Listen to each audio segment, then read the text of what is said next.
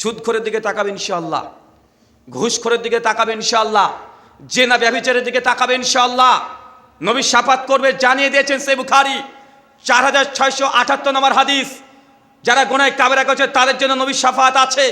কোরআন মাজিদ শাফাত করবে, স্বয়ং আল্লাহ সুবহানাহু ওয়া তাআলা নিজে এসে শাফাত করে আপনাকে জান্নাত দেওয়ার জন্য আল্লাহ সুবহানাহু ওয়া তাআলা বদ্ধপরিকর। আল্লাহ চান না তার সৃষ্টির কোনো মানুষকে আল্লাহ জাহান্নামে দেবে, এটা আল্লাহ চায় না। তার জন্য কিয়ামতের মাঠে কত পরিকল্পনা আল্লাহ করে রেখে দিয়েছে, কিন্তু তারপরে কিছু মানুষ আছে যারা জাহান্নামে যাবে। কারা? বিদআতকারী আর শিরককারী, বিদআতকারী আর শিরককারী। কিন্তু বাংলার মানুষকে বোঝাতে পারছি না, বাংলার মানুষ বুঝছে না কথাগুলো আমাদের। আজকে যেটাকে তারা ধর্ম মনে করছে, অথচ এটাই অধর্ম। যেটাকে আমল মনে করছে এটা আমল নয়। যেটাকে দাওয়াত মনে করছে, যেটাকে তাবলিগ মনে করছে, ওটা রাসূলের তাবলিগ নয়। মানুষকে এটাই বুঝাতে পারলাম না। মানুষ মনে করছে মন যা চায় তাই করব, এটাই ধর্ম মনে করছে। কি করছে না কথা বলে? যান, আলোচ্য বিষয় চেঞ্জ।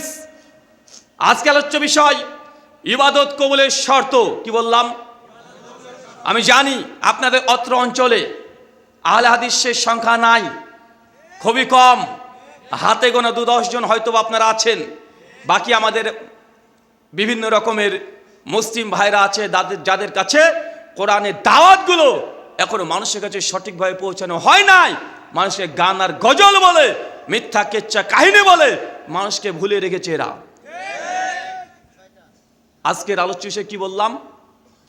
ইবাদত কবুলের শর্ত। ভেবেছিলাম সমকালীন বাংলাদেশ, বর্তমান বাংলাদেশের করণে এটা বলবো, কিন্তু বর্তমান পরিস্থিতি আপনাদের এলাকায় যা শুনলাম, এই আলোচনাকে স্টপ করে দিয়ে ইবাদত কবুলের শর্ত। চাচা, ইবাদত কাকে বলে বলেন তো? একদম ধারাপাত থেকে শেখাবো আপনাকে, একদম ধারাপাত থেকে, একদম ও আ থেকে শুরু করব। আচ্ছা, ইবাদত কাকে বলে বলেন?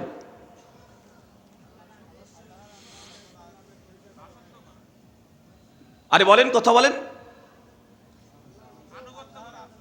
আনুগত্য করে এক, আর কেউ? আরে ভাই, টাকা যাচ্ছে নাকি রে? আমি ভাই, আল্লাহর সন্তুষ্টির উদ্দেশ্যে কাজ করা, আল্লাহর আদেশ নিষেধ মেনে চলা। মাশাআল্লাহ, এই তো হচ্ছে। যখন আপনাকে প্রশ্ন করবো আপনি অ্যান্সার করার চেষ্টা করেন, ইনশাআল্লাহ বেশি শিখতে পারবেন।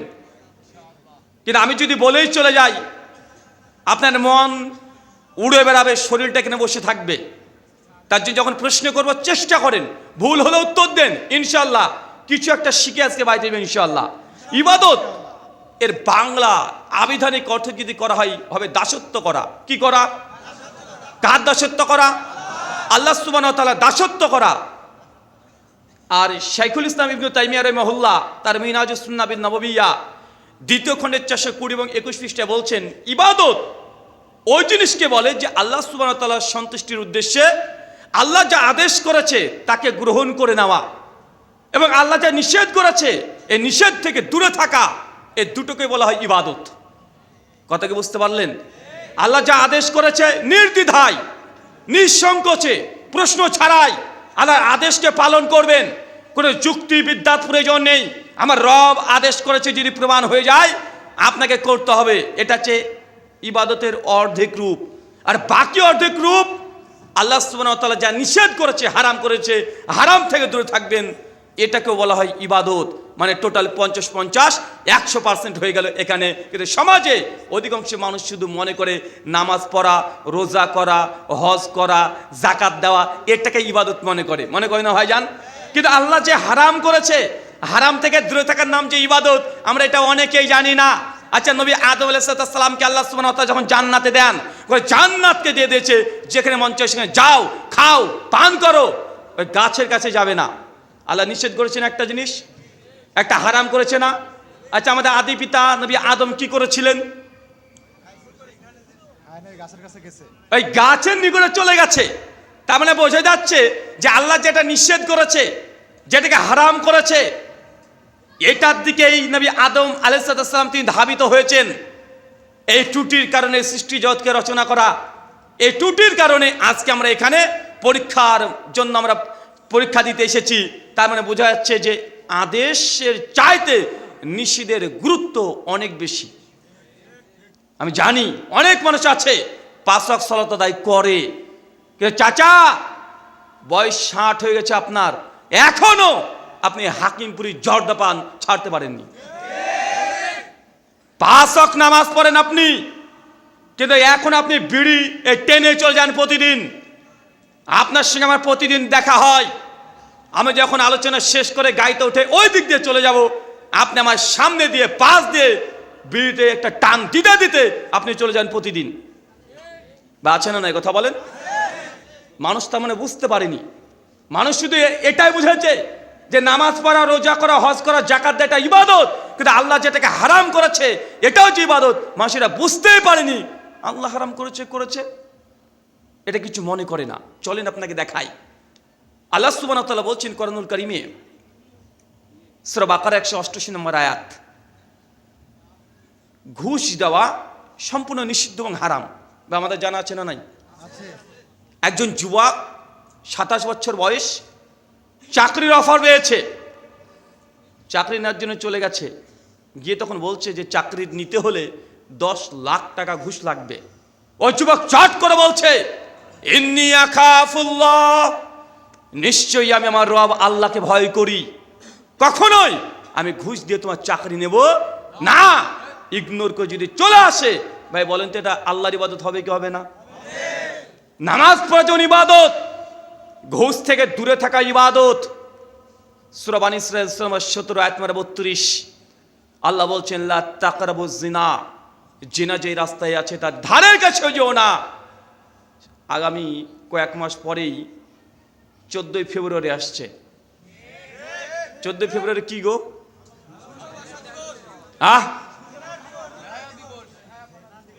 Valentine day. 14 ফেব্রুয়ারি কি? আরে বলেন, লজ্জা পাচ্ছে এরা লজ্জা পাচ্ছে। আর 14 ফেব্রুয়ারি কি? Valentine day. বাংলাতে কি বলে? ভালোবাসা দিবস। আচ্ছা, যারা এসএসসি দিয়েছেন, মানে ম্যাট্রিক মাধ্যমিক দিয়েছেন, কে কে আছেন একটু হাত তোলেন তো দেখি। মাশাআল্লাহ। ইংরেজি বোঝো? নামিয়ে বলো, ইংরেজি বোঝেন? আচ্ছা, ভ্যালেন্টাইন ডে এটা বাংলা মানে কি? ভালোবাসা দিবস কখনো হওয়া সম্ভব? তো আপনারা বলছেন যে, তার মানে কি সমাজে ভুল প্রচলিত আছে না? আরে ভ্যালেন্টাইন ডে ইংলিশ, বাংলা কখনো ভালোবাসা দিবস হয় না। আপনি যত বড় বিজ্ঞানীকে, সায়েন্টিস্টকে নিয়ে আসেন, অক্সফোর্ড থেকে যদি নিয়ে আসেন ইংলিশ শিক্ষক, তারপরে কোনোভাবে ভ্যালেন্টাইন ডে এর বাংলা মানে ভালোবাসা দিবস হয় না। কিন্তু বাঙালি আমরা এটাই বলছি, আপনি যে ভুল জানেন নিজেও বুঝেন না। আচ্ছা, 25শে ডিসেম্বর কি গো? আরে 25শে ডিসেম্বর কি বলেন আপনারা? চাচা বলছে বড়দিন। কি বড়দিন? আরে ভাই বল রে ভাই, কথা বলে না। 25শে ডিসেম্বর বড়দিন না? আচ্ছা, যারা মাধ্যমিক পাস করেছেন, সময় দেখতে সবচেয়ে বড়দিন কোন তারিখকে বলা হয়? 21শে জুন। তো 25শে ডিসেম্বর কিভাবে বড়দিন হলো রে ভাই? চাচার মনে মাথার উপর দিয়ে যাচ্ছে, চাচা বুঝতে পারছে না, তাই না?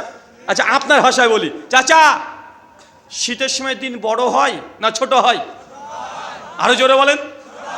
এই যখন ডিসেম্বর মাসের আজকে 20-21 তারিখ হয়ে গেল, 21 তারিখ, এখন কি দিন ছোট হচ্ছে না বড় হচ্ছে? আরে যত শীত ঘনিয়ে আসবে দিন তত ছোট হবে। আগামী 3-4 দিন পরেই 25শে ডিসেম্বর গোটা বিশ্বের মানুষ তারা পালন করবে বড়দিন, অথচ 25শে ডিসেম্বর এটা ছোট দিন। আরে 25শে ডিসেম্বর রাত বড় হয়, দিন ছোট, কিভাবে বাঙালিরা বুঝে নিল এটাই বড়দিন?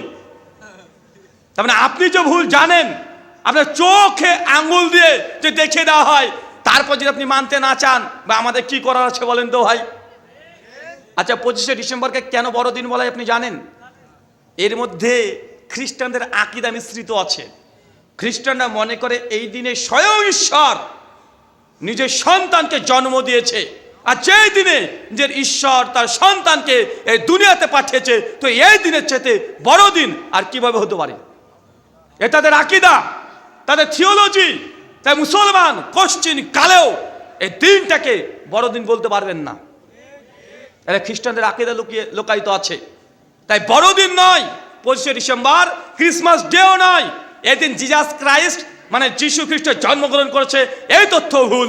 পৃথিবীতে অনেক গবেষণা করেছে যে 25শে ডিসেম্বর আসলে কি নবী ঈসা জন্মগ্রহণ করেছে। উত্তর হচ্ছে না, কোরআনে তার উত্তর আছে। ওই যে সূরা মারিয়ম 22 থেকে 26 নম্বর আয়াত পড়বেন।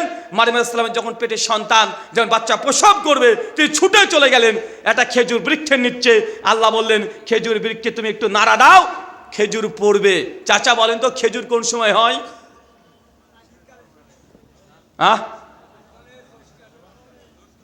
আরে শীতকালে না গরমকালে? তো গরমকালে ডিসেম্বর হয় নাকি?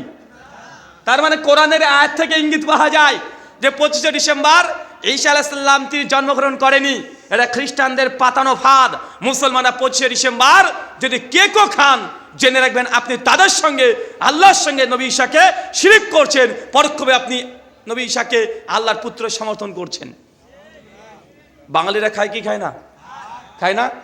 তওবা করবেন, আজকে তওবা করবেন। দুনিয়াতে সবচেয়ে বড় যদি কোনো গুনাহ কাবিরা হয়, সেটাকে বলে শিরক। শিরকের ব্যাপারে বিস্তীর্ণ আলোচনা করেছে, আমি সেই দিকে আমি যাচ্ছি না। যদি আপনাকে দুটো আমি দলিল বা প্রমাণ পেশ করলাম যে চাচা আপনি বিশ্বাস করেন, আপনি অনেক কিছু ভুল জানেন,